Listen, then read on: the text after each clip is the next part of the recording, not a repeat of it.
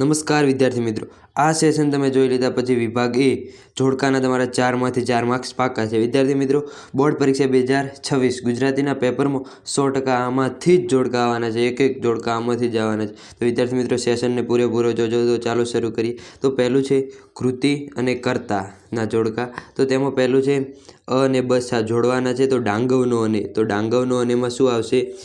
મહેન્દ્રસિંહ પરમાર। એ જવાબ પણ લખેલા છે, તમે જોઈ શકો।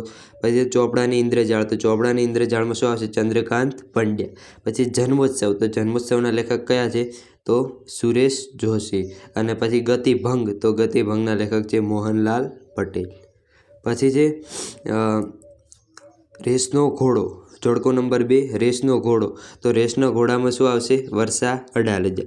પછી ભૂલી ગયા પછી, તો ભૂલી ગયા પછી તો રઘુવીર ચૌધરી।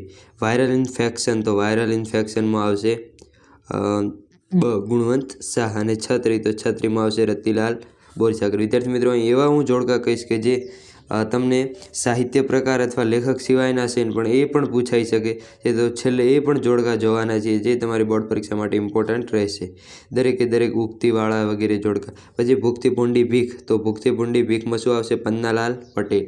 વિરલ વિભૂતિ, તો શું આવશે? આત્મ અર્પિત અપૂર્વજી। પછી જે હિમાલયમાં એક સાહસ, તો હિમાલયમાં સાહસમાં શું આવશે? જવાહરલાલ નહેરુ। ઘોડીની સ્વામી ભક્તિ, તો જોરાવરસિંહ જાદવ। પછી જે કૃતિ અને સાહિત્ય પ્રકારના જોડકા, તો તેમાં પહેલું છે હિમાલયમાં એક સાહસ, તેનો સાહિત્ય પ્રકાર કયો થશે?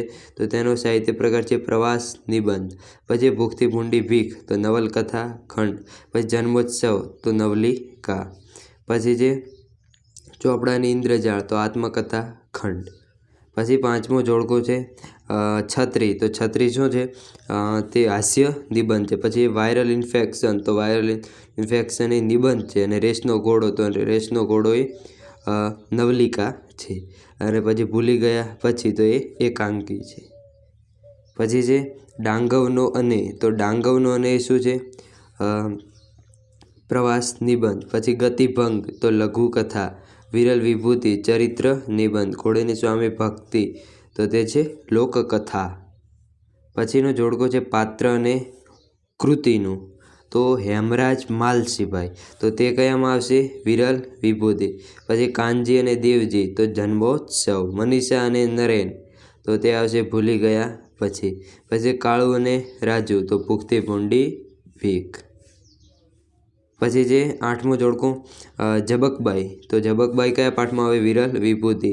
ડુંગર, તો ડુંગર કયા પાઠમાં આવે? એક ગતિભંગ। વિશાખા ધનંજય, તો તે કયા પાઠમાં આવે? જન્મોત્સવ। અને સંજય, તો સંજય કયા પાઠમાં આવે? રેસનો ઘોડો। પછી જે દાસકાકા, તો દાસકાકા એ આવશે ચોપડાની ઇન્દ્રજાળ। સેમ્યુઅલ બટલર, તો એ આવશે વાયરલ ઇન્ફેક્શન। અને આનંદ આવશે ભૂલી ગયા પછી। અને મંજુ કાકી આવશે રેસનો ઘોડો। પછી છે જગદીશભાઈ, તો જગદીશભાઈમાં આવશે ડાંગવનો અને ભીખલો, તો ભીખલોમાં આવશે ચોપડાની ઇન્દ્રજાળ। યશ, તો યશ આવશે રેસનો ઘોડો। અને જયાવતી શેઠાણી આવશે જન્મોત્સવ। પછી છે 11મું મનીષા, તો મનીષા આવશે કયા પાઠમાં? ભૂલી ગયા પછી। પછી રણછોડભાઈ અને શંકરદા એ આવશે ભૂખથી ભૂંડી ભીખ। અને મુખિયાજી, તો મુખિયાજી આવશે જન્મોત્સવમાં। અને રાની પરજ, તો આવશે ચોપડાની ઇન્દ્રજાળ। આ પણ ઇમ્પોર્ટન્ટ છે, દરેકે દરેક પાત્ર અને કૃતિવાળા પણ કરી લેવા, આ પણ આવી શકે છે। પછી ડૉક્ટર પ્રાણજીવન મહેતા, તો ડૉક્ટર પ્રાણજીવન મહેતા વિરલ વિભૂતિ। સુંદરજી શેઠ, ભૂખથી ભૂંડી ભીખ। વેલજી ડોહા, જન્મોત્સવ। ગોવિંદ, તો ગોવિંદ આવશે ચોપડાની ઇન્દ્રજાળ। પછી છે 13મું ફોરમ, ફોરમ કયામાં આવશે?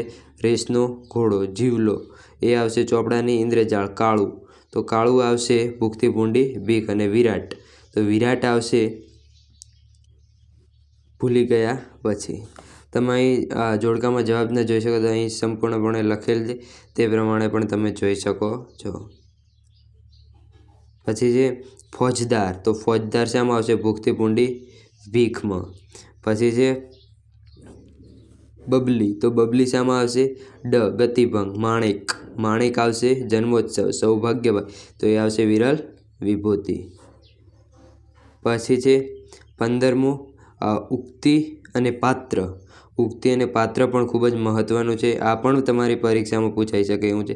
કુણ સે, તો તેમાં આવશે વેલજી ડોહા. પછી બાપુજીને તને કેટલા રૂપિયા ધીર્યા હતા? તો તેમાં આવશે જીવલો. આ વાક્ય કોણ બોલે છે? જીવલો. આ ધીરજ આપણે રાખી શકીશું? તો ત્રીજામાં આવશે કનોજ. અને એ અનુભવો પુનઃ સ્મૃત કરવા પ્રયત્ન કરું છું, તો મહેન્દ્રસિંહ પરમાર. પછી 16મો જોડકો છે, બહુ આનંદ થયો તમે આમ ખડતલ જોઈને. તો તેમાં આવશે નરેન. બ. પછી પણ તાવમાં હું એને નહીં જ મોકલું. તો તેમાં આવશે નીનાબહેન. પછી છોકરાઓ હું પૂછું તેનો જવાબ આપશો?